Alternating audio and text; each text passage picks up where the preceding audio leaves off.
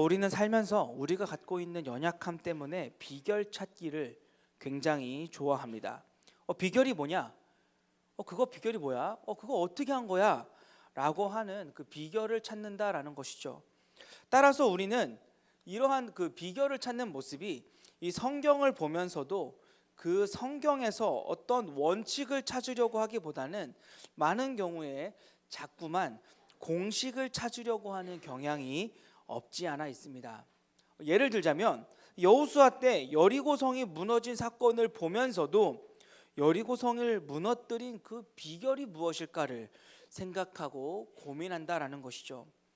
그 여리고성의 그 사건을 통해서 하나님이 어떻게 신실하게 자신의 약속을 이루셨는지, 하나님께 그 순종하는 백성들을 우리 하나님께서 어떻게 도우시고 채우시는가 하는 그 순종의 원리를 말하려고 하기보다는 오히려 그런 사건을 대하면서 자꾸만 비결을 찾으려고 한다라는 말입니다.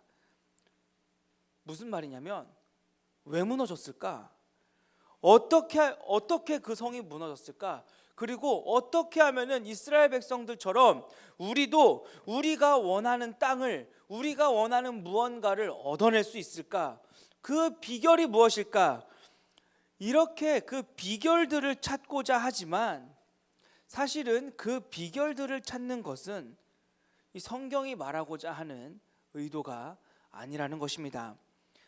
그런 의미에서 우리는 오늘 본문에 이 그런즉 너희는 먼저 그의 나라와 그의 의를 구하라 그리하면 이 모든 것을 너희에게 더하시리라. 우리 33절 같이 한번 읽어볼게요. 시작. 그런즉 너희는 먼저 그의 나라와 그의 의를 구하라 그리하면 이 모든 것을 너희에게 더하시리라. 이 말씀을 보면서 조심해야 하는 것 중에 하나가, 이 말씀을 마치 무엇을 얻기 위한, 어떤 내가 바라는 것을 얻어내기 위한, 따내기 위한 비결인 것처럼 말한다라는 것입니다. 우리는 이러한 경우들을 조심해야 합니다. 어떻게 하면 부자가 되고, 어떻게 하면 고난을 피할 수 있는가, 어떻게 하면 원하는 대학에 진학할 수 있고, 어떻게 하면 내가 원하는 회사에 취직을 할 수 있는가, 어떻게 하면 내가 원하는 자격증을 따낼 수 있을까 하는 그 비결로서 이 말씀을 찾는 데에 문제가 있다라는 것입니다.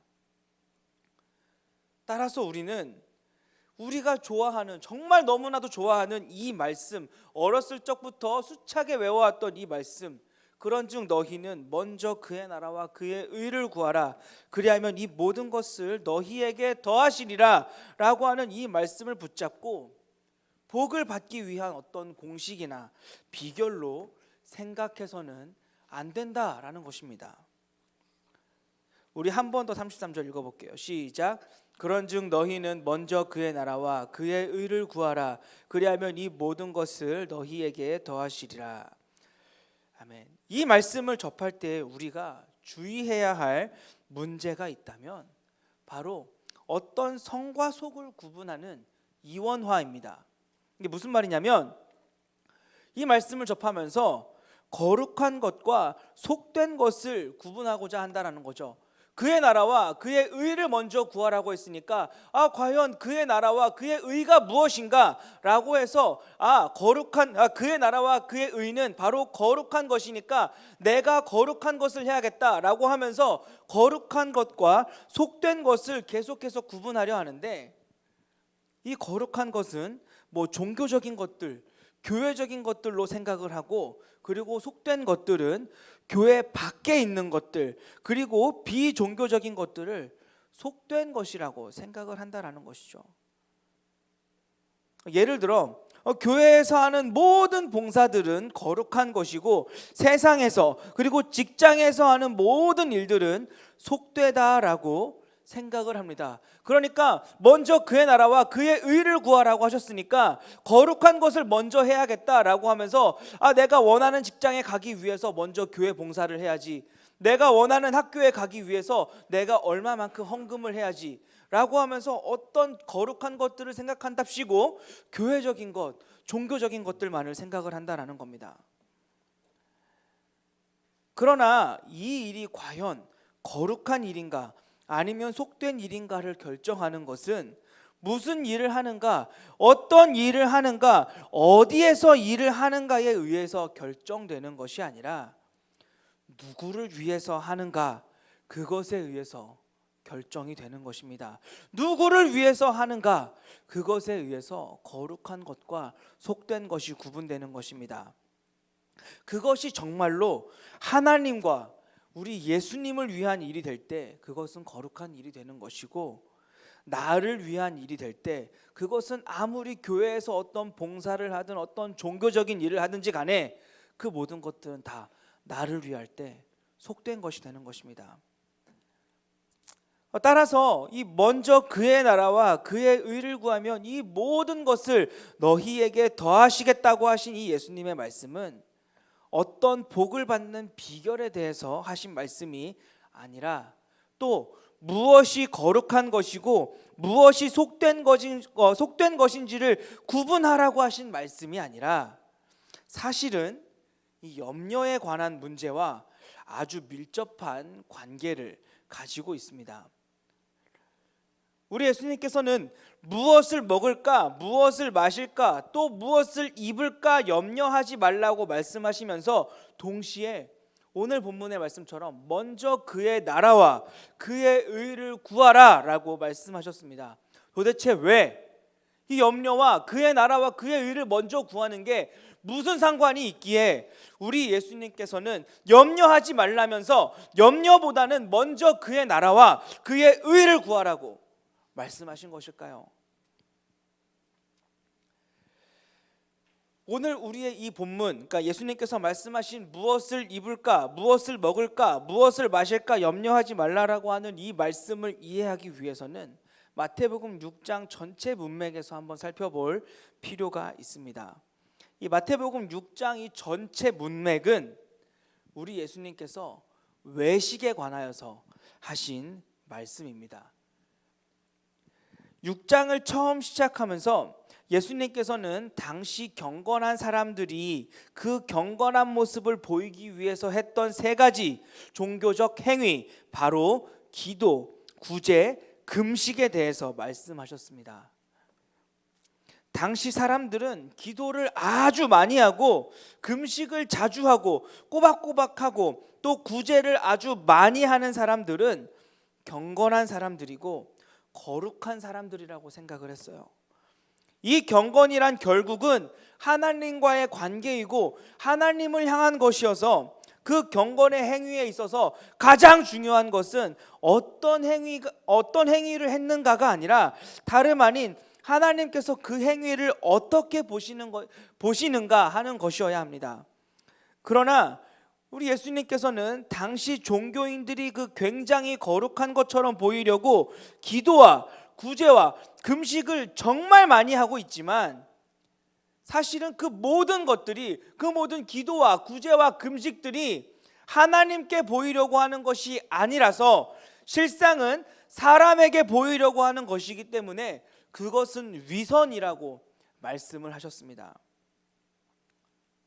무슨 말이냐면, 당시의 종교 지도자들은, 종교인들은 기도를 하면서도 시장 어귀에서나 아니면 그 회당, 그 사람들이 아주 많이 다니는 곳에서 기도하기를 좋아했으며, 또 기도하기를 좋아했고, 금식을 할 때에도 혼자 몰래 조용히 하는 것이 아니라 모든 사람들이 다 알아볼 수 있도록 머리를 풀어 헤치고 금식을 했고, 구제를 할 때에는 나팔을 불면서 했다라고 했습니다.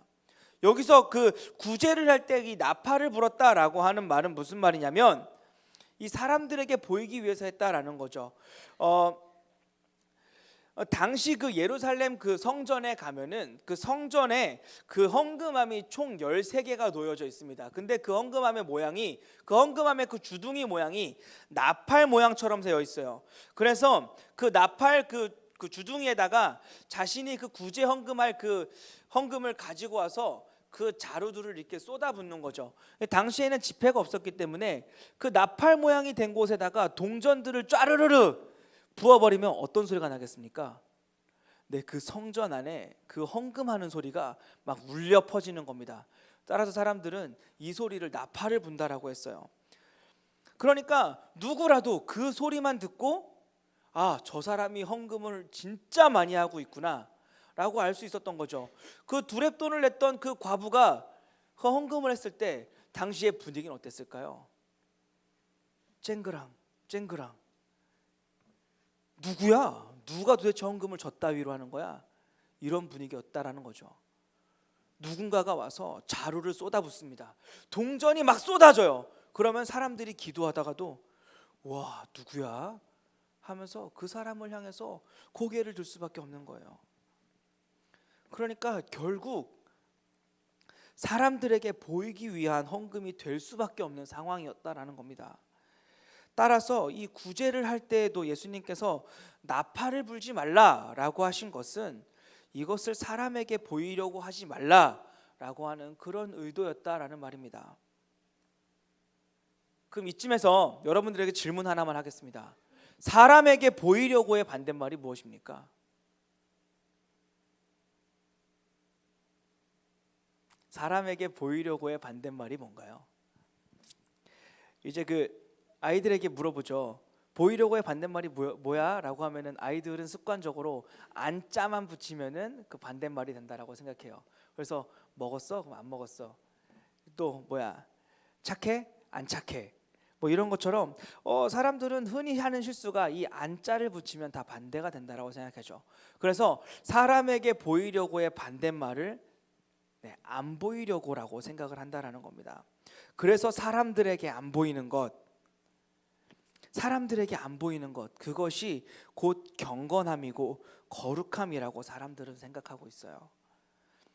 아무도 지금 내가 구제를 하고 있다는 것을 모르고 있다라고 하는 이 사실이 나에게는 엄청난 의, 그리고 경건, 거룩함, 율법이 되는 겁니다. 내가 봉사한 것을 사람들이 몰라야지만 그것이 나에게 어떤 경건함이 되고 거룩함이 되는 거예요. 그래서 나는 아무도 모르게 내가 하고 있는 것을 아무도 모르게 하고 있는 겁니다. 그러다가 보이게 되면 내가 진짜 너 때문에 내 모든 경건과 거룩함을 더럽혔다라고 하면서 내 어떤 섬김과 그 어떤 봉사를 들켰을 때 매우 불쾌하게 생각한다라는 거죠. 하지만 사람에게 보이려고의 반대말은 사람에게 안 보이려고가 아닙니다. 사람에게 보이려고의 반대말은 사람에게 안 보이려고, 사람이 보면 안 된다라고 하는 것이 이 사람에게 보이려고의 반대말이 아니에요. 사람에게 보이려고의 반대말은 하나님께 보이려고입니다. 그러니까 사람이 받는지 안 받는지가 그렇게 중요하지 않습니다. 보면 좀 어때요? 들키면 좀 어때요? 내게 정말 중요한 것은 내가 섬기는 것, 내 중심을 하나님께서 보셨는가? 이것만이 중요한 것입니다. 하나님께서 그것을 보셨고, 하나님께서 내 중심을 보셨고, 하나님께서 인정해 주시는 일이라면 나는 그 일을 하는 것이고, 사람이 받더라도, 사람이 인정해 주어도, 또는 반대로 사람들이 인정해 주지 않더라도, 사람들이 무시하더라도 하나님 앞에서 하나님께서 알아주신다면, 하나님의 그 일을 내가 그 한 것이 하나님께서 알아주신다면 그것이 바로 경건 그리고 거룩함이라는 말입니다. 그런데 당시 종교인들은 이 기도와 구제와 금식이라고 하는 이 하나님의 일을 하면서도, 매우 거룩한 일을 하면서도 사람에게 보이려고 하고 있었기 때문에 그것은 위선이었던 것입니다. 그것은 겉과 속이 다른 위선인 것입니다. 따라서 예수님께서는 이 마태복음 6장에서 그 사실을 지적하신 것입니다. 너희가 아는 그 모든 것 다 위선이다. 그런데 예수님께서 말씀하시길 또 다른 한 형태의 위선이 너희에게 있다라는 겁니다. 그것은 바로 교회 안에서는 굉장히 거룩하고 진실한 사람이, 교회 안에서는 하나님께 목매달고 사는 사람이 교회 밖에서는 전혀 하나님을 의식하지 않고 있다라는 겁니다. 그러니까 하나님에 대한 의식은 교회에서만, 그리고 어떤 종교적인 행위에서만 있는 것이고, 일상의 생활을 살아가는 그 가운데에서는 전혀 하나님을 의식하지 않고 있는 그 모습도 바로 위선이라고 우리 예수님께서는 가르쳐 주셨습니다. 경건에 관한 이야기를 하시면서도 기도할 때, 구제할 때, 금식할 때에는 하나님이 나의 하나님이시라고, 하나님이 나의 기도를 들으시는 분이시라고, 하나님께서 우리의 모든 내 마음 구석구석 하나하나까지도 다 아시는 분이시라고 하는 것을 분명히 인정하고 살아가는데, 그런데 문제가 뭐냐면 그 전능하신 하나님, 그 놀라우신 하나님이 일상에서의 하나님은 아니라는 것이죠. 교회 밖을 나갔을 때는 하나님이 내 하나님이 아니라는 겁니다. 먹고 사는 문제에 들어가서, 공부하고 일하는 문제에 들어가서, 돈 버는 일에 들어가서, 사람과의 관계 속에 들어가면 거기에서 주인은 하나님이 아니라는 거예요. 예수님은 그것도 위선이라고 지적하셨습니다. 먹고 마시는 문제에 있어서도 하나님이 너의 하나님이 되셔야 하지 않겠느냐. 그런데 예배 때에는 그 하나님이 전능하신 하나님이라고, 내 삶의 주인이신 하나님이시라고 고백하면서 왜 직장에서는, 왜 학교에 가서는, 왜 사람들과의 그 관계 속에서는 하나님이 내 삶의 주인이 아니라 내가 주인이 되어버리느냐고, 왜 돈이 주인이 되어버리느냐고, 왜 내 남자친구가, 왜 내 여자친구가 주인이 되어버리느냐고. 만약에 그런 삶을 살고 있다면 그것도 위선 아니냐? 우리 예수님께서 말씀하신 것입니다. 그러니까 무엇을 먹을까, 무엇을 마실까 염려하지 말라고 하신 말씀은, 염려라고 하는 그 걱정하는 그 행위에 관한 말씀을 하신 것이 아니라, 염려하고 걱정하는 것이 죄다, 염려하고 걱정하는 것은 믿음이 없어서 그러는 것이다 라고 말씀하신 것이 아니라, 먹고 사는 그 문제에 있어서도 하나님이 너의 하나님 되심을 인정하라고 하시는 말씀인 것입니다. 그 부분도 내 것이 아니라 그 부분 역시 나의 주인이신 하나님의 것입니다 라고 하는 그 고백을 우리 예수님께서는 바라신 것이란 말입니다. 그런데 우리의 위선적인 문제가 뭐냐면, 정말 예수님을 믿는데 그런데 나가서 살 때는 다르게 산다라는 거예요. 이 모습을 우리 예수님은 지적하신 것입니다. 여기에서, 그러니까 교회에서 전능하신 하나님, 우리 이 교회가 하나님의 나라입니다 라고 고백을 했다면, 그렇다면 가정에서도, 그 가정도, 네가 있는 그 가정도 하나님의 나라가 되어야 할 것이 아니냐. 여기가 하나님의 나라라고 고백을 했다면, 그렇다면 네가 속한 학교와 그 직장에서도, 그 있는 그 모든 곳에서도 거기도 하나님의 나라가 되어야 할 것이 아니냐 라고 우리 예수님께서 말씀하시면서, 무엇을 먹을까 마실까 염려하지 말라고 말씀하시면서 그 먹고 사는 의식주에 대한 문제에서도 하나님이 너의 주인이 되심을 인정하라는 의미로 말씀하신 것이란 말입니다. 그러니까 아무것도 염려하지 말라는 이 예수님의 말씀은 마치 염려라고 하는 행위를 범죄 행위로 지적하고 계신 것이 아니라, 염려하면 마치 믿음이 없는 사람처럼 되는 것이 아니라, 사실 이것은 하나님이 너희의 주인이 되신다고 하는, 너희의 삶의 참 주인이 되신다라고 하는 엄청난 은혜의 말씀인 것입니다. 연약한 인간들에게 염려하지 말라고 해서 염려 안 할 수 있나요? 여러분, 걱정하지 마십시오, 염려하지 마십시오 라고 하는 이 말 들었을 때 어떻게 그 순간에 염려가 떠나가고 걱정이 떠나가던가요? 그럴 수 없습니다. 오히려 예수님께서 하시는 이 말씀은, 걱정은 어쩔 수 없이 불가피한 상황이지만 그 가운데에 바울 사도가 말한 것처럼 아무것도 염려하지 말고 모든 지각에 뛰어난 하나님의 평강이 너희 마음과 생각을 지킬 것이니, 그 모든 상황들 속에서, 그 염려하는 상황 속에서도 하나님을 바라보라고, 전능하신 하나님이 너희의 주인이 되어 주신다고. 그러니까 그 모든 상황에서, 그 염려가 되는 상황 속에서 하나님을 바라보라고 말씀하신 것입니다. 염려라고 하는 그 행위 자체를 하지 말라는 것이 아니라, 염려를 못하게 하신 것이 아니라, 염려가 되는 그 순간에도 하나님을 바라보라는 말입니다. 혹시 철로역정이라고 하는 책을 보신 적이 있으십니까? 그 존버년 할아버지가 쓴 그 철로역정이라고 하는 책 보신 적 있으십니까? 네, 굉장히 많은 분들이 보신 것 같습니다. 네, 그 철로역정이라고 하는 책을 보면 그 순례자가 굉장히 이제 그 길을 너무나도 오랫동안 걸어서 굉장히 지쳐 있습니다. 그래서 이제 어느 한 곳에 좀 들어가서 쉬었으면 좋겠다라고 생각이 되는데 굉장히 아늑해 보이는 집 앞을 지나가게 돼요. 그래서 여기 이 집이 참 좋은 것 같은데, 이 집 참 평화롭고 너무 좋다, 내가 충분히 쉴 만한 곳이겠다라고 생각을 하고 들어가려고 하는데, 마침 그 안에 있는 정원사가 그 순례자를 보면서 이렇게 얘기하죠.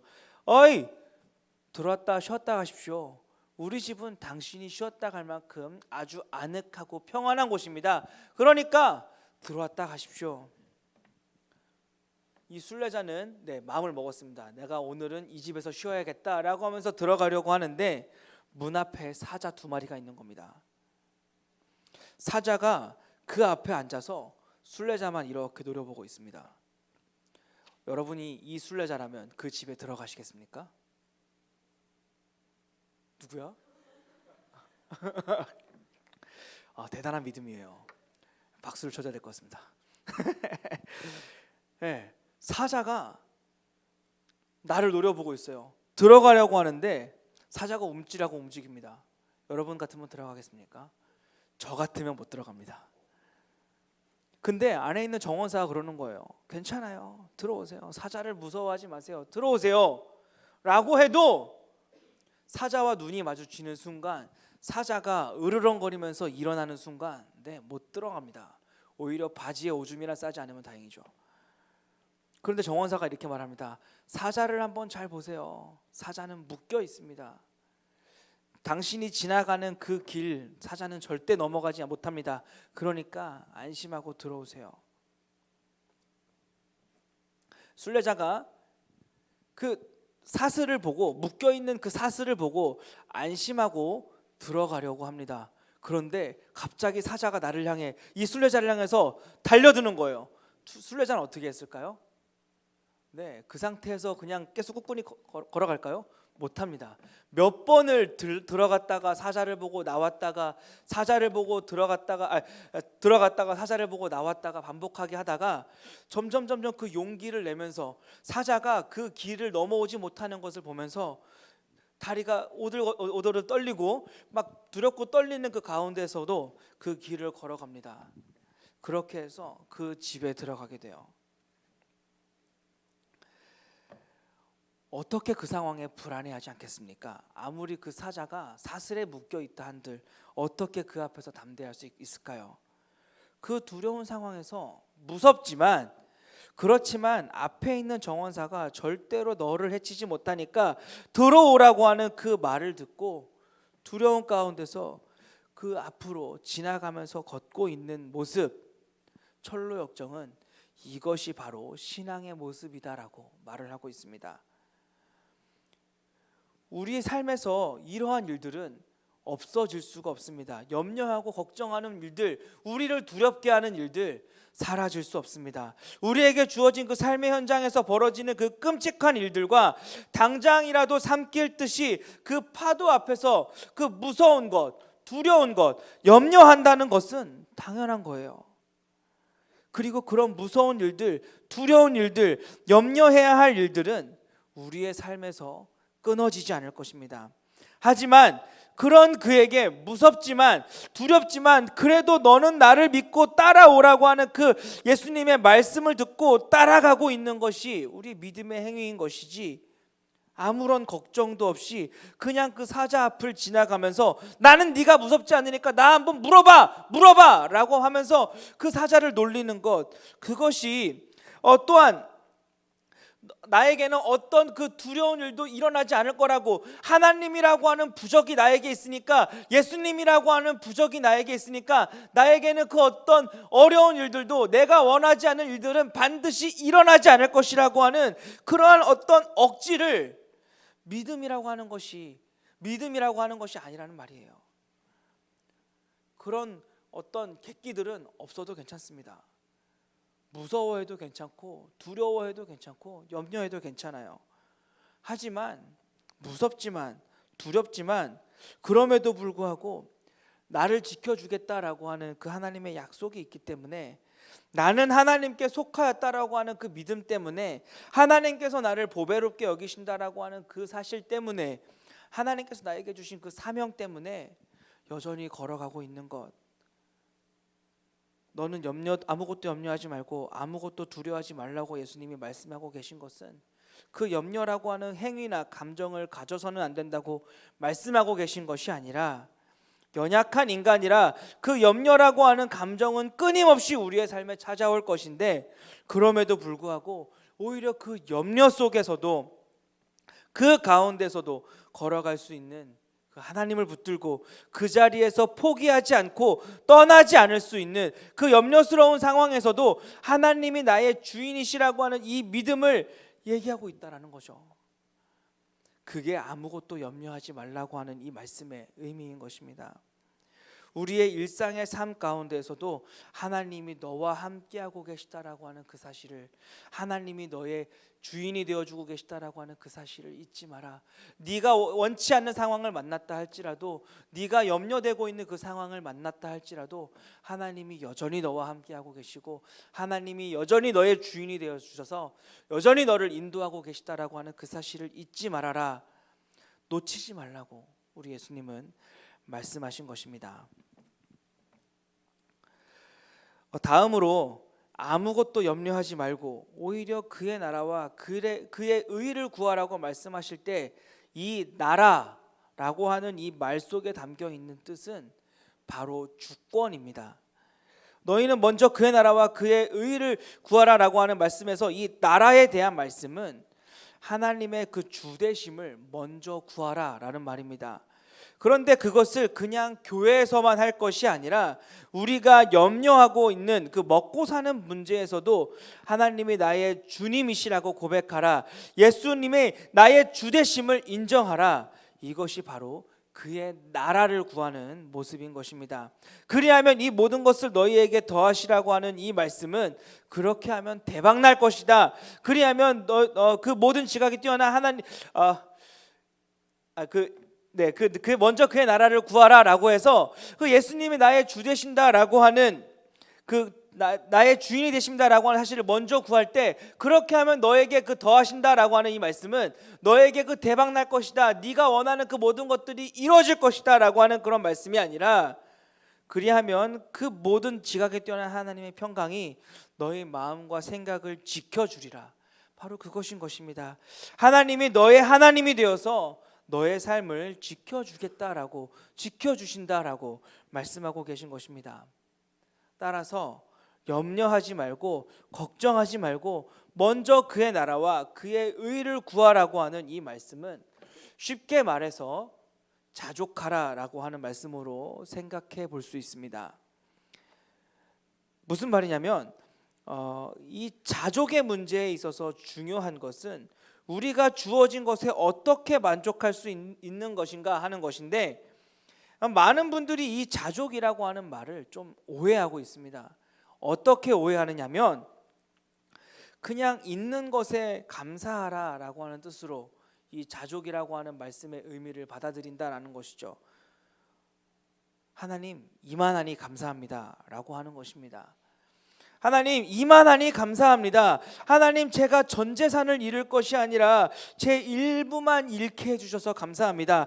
하나님, 저에게는 팔이 2개가 있는데 하나만 잃게 해주셔서 감사합니다. 하나님, 저에게 이거라도 남겨주시니 감사합니다. 하나님, 목숨을 잃을 뻔했는데 저 반불구로 만들어주시니 감사합니다. 여러분들께 묻겠습니다. 이게 자족입니까? 이 자족은 그저 있는 것, 남은 것에 감사하며 머물러 있는 것이 아니라는 거예요. 있는 것에 그냥 감사하고 만족하는 것이 자족이라면, 그러면 우리는 아마도 더 이상 발전이 없을 겁니다. 예를 들어 지금 내 성적에 만족하며 사는 것, 또는 지금 내 연봉에 만족하며 사는 것, 어떻게 여러분들 만족하십니까? 학생분들 지금 학점에 만족하십니까? 그 학점에 지금 잠이 오십니까? 자, 지금 직장인분들 지금의 연봉에 잠이 오십니까? 지금 그 연봉 받고 그 연봉 받자고 지금 그렇게 고생하고 이게 막 공부하면서 지금 그 연봉 받고 있는 겁니까? 아니잖아요. 근데 그런 마음을 품으면 그 욕심인 겁니까? 성적이 더 잘 나왔으면 좋겠다고 생각하거나 연봉이 더 올랐으면 좋겠다고 생각하는 것, 아니면 지금 내가 살고 있는 집이 너무 좁아서 조금만 더 넓은 데로 가면 좋겠다고 생각하는 것, 그것은 다 자족하지 못하는 욕심입니까? 자족이란 그냥 있는 것에 만족하는 것일까요? 아닙니다. 자족은 현재 상태에 대한 만족이 아니라 이 현재 상태에 대한 하나님의 주권에 대한 만족입니다. 우리 하나님의 주권에 만족하며 사는 것, 그것이 자족입니다. 예를 들어 사도 바울은 내가 풍부에 처할 줄도 알고 비천에 처할 줄도 알고 가난함에 처할 줄도 알고 부함에 처할 줄 아는 이 모든 것의 일체의 비결을 배웠다라고 말하고 내가 자족하는 법을 배웠다라고 말합니다.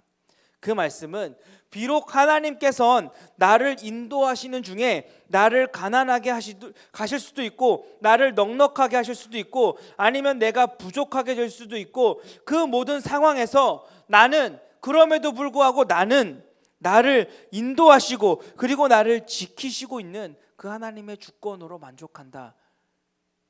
내가 비록 지금 부족하지만 그래도 나는 하나님이 나를 인도하고 계신 나의 주권자라고 하는 사실로 나는 만족한다. 이것이 바로 자족이라는 말입니다.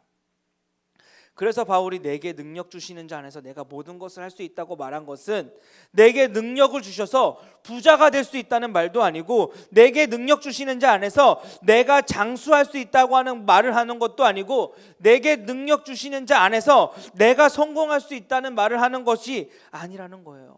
이 말씀은 나는 내게 능력 주시는 자 안에서 내가 자족하는 법을 배웠는데 나를 어떤 상황에 인도하시든지 나는 그 상황에서 하나님이 여전히 나의 하나님이시라고 인정하고 살아가는 법을 배웠다라는 말인 것입니다.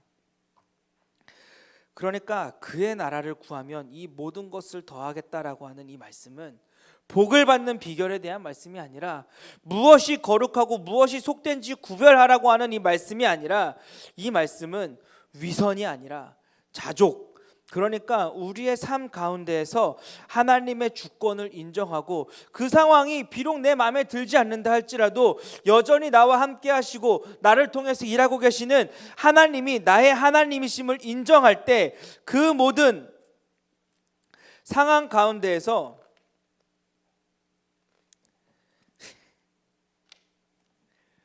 종이가 말을 안 듣죠. 그 모든 상황 가운데서도 하나님은 그 하나님 되심을 보여주겠다라는 그런 말씀인 거예요. 우리들이 이 땅에 살아가면서 하나님의 나라를 어떻게 경험할 수 있을까요? 아니, 이 질문을 먼저 드리죠. 여러분들은 지금 여러분들이 살고 있는 이 나라가, 이 땅이 하나님의 나라라고 믿고 계십니까? 하나님의 나라임을 경험하고 살고 계십니까? 어떻게 하면 우리가 지금 살고 있는 이 땅에서 하나님의 나라를 경험할 수 있을까요? 그것은 하나님의 주권을 인정하는 겁니다. 하나님이 지금도 나의 하나님이심을 고백하며 사는 거예요. 교회에서도 그렇고 가정에서도 그렇고 회사에서도 곧 가게 될 학교에서도 내가 속한 모든 곳에서도 그렇습니다. 특정한 행위와 장소에서만 하나님의 주권을 인정하는 그 위선으로 살 것이 아니라 특정한 상황에서만 하나님의 주권을 인정하는 그 위선으로 살 것이 아니라 감사할 것이 생겨서 그저 내가 만족할 만한 상황이 되었을 때에만 하나님의 그 주권을 인정하며 사는 그 위선으로 사는 것이 아니라 하나님의 백성이 그 속한 모든 곳에서 그것이 언제 어디든 어떤 상황에서든 하나님의 그 주되심을 인정할 때 하나님은 그곳에서 하나님 되심을 보여주실 것입니다. 내 주 예수 계신 곳이 그 어디나 하늘나라라고 고백하는 것처럼 우리가 이 땅을 살면서 예수님이 나의 주인이십니다. 모든 상황에서 예수 그리스도의 주권을 고백하며 살 때 우린 하나님의 나라를 경험할 것입니다.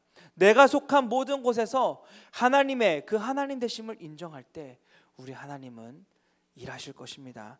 그것은 교회에서도, 가정에서도, 회사에서도, 학교에서도, 내가 속한 그 모든 곳에서도 그렇다라는 것입니다. 우리가 이 세상을 살아가면서 하나님의 백성으로 세상을 살아갈 때 우리 하나님의, 그리고 우리 예수 그리스도의 주되심을 놓치지 않고서 살아갈 수 있기를 바랍니다. 가난해도 놓치지 않기를 바랍니다. 부자라도 그 사실을 놓치지 않기를 바랍니다. 형통하고 잘 될 때에도 하나님이 나의 주님이시라고 하는 그 사실을 놓치지 않기를 바랍니다. 어렵고 힘들어서 밤잠을 이루지 못하는 그 열악한 상황 속에서도 염려하기보다는 하나님이 나의 주님이십니다. 이 고백을 놓치지 않기를 바랍니다. 그게 바로 먼저 그의 나라와 그의 의를 구하는 삶입니다.